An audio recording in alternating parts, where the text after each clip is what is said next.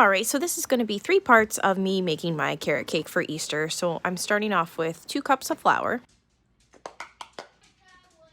2 teaspoons of baking powder, a teaspoon of baking soda,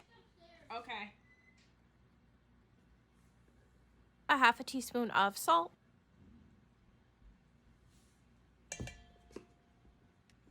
1.5 teaspoons of ground cinnamon, and I also add a half a teaspoon of ground ginger. You can add nutmeg, 1/4 of a teaspoon. I don't like nutmeg, so I don't add it. Now I'm just mixing all my dry ingredients. So now I'm working on my wet ingredients. So I have here 1.5 cups of brown sugar. To keep your brown sugar from clumping and to keep it moist, use the heel of the bread in the container. It stays fresh all the time. Now I'm adding in 1/2 cup of white sugar. Using 3/4 cup of vegetable oil. You can use canola. 4 room temperature eggs.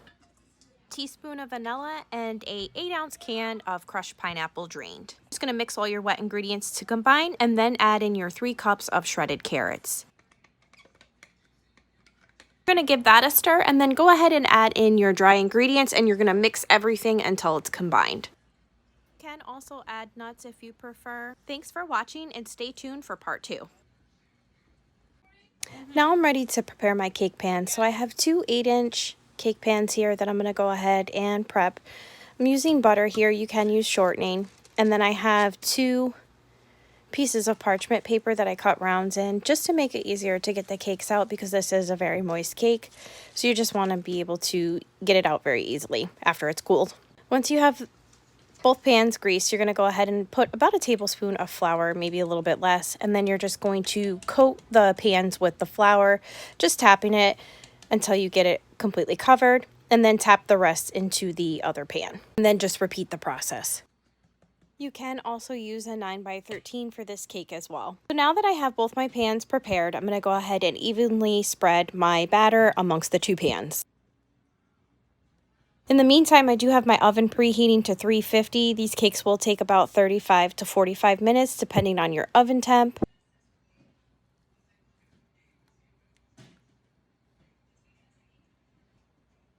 Now I'm going to use my scale just to make sure that I have the batter evenly distributed. Once I have that evenly distributed, I'm going to go ahead and just tap the cake pans on the table just to get all the air bubbles out. When the cakes are done, you just want to stick a toothpick in the middle, and if it comes out clean, you know they're finished.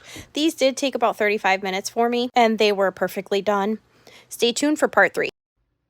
Okay, so let's make some cream cheese frosting for our carrot cake. So here I have a stick of butter and 2 8-ounce blocks of cream cheese. They've been sitting out at room temperature. So I'm just going to go ahead and give them a nice whip just to make sure that they're fully combined together, scraping my sides.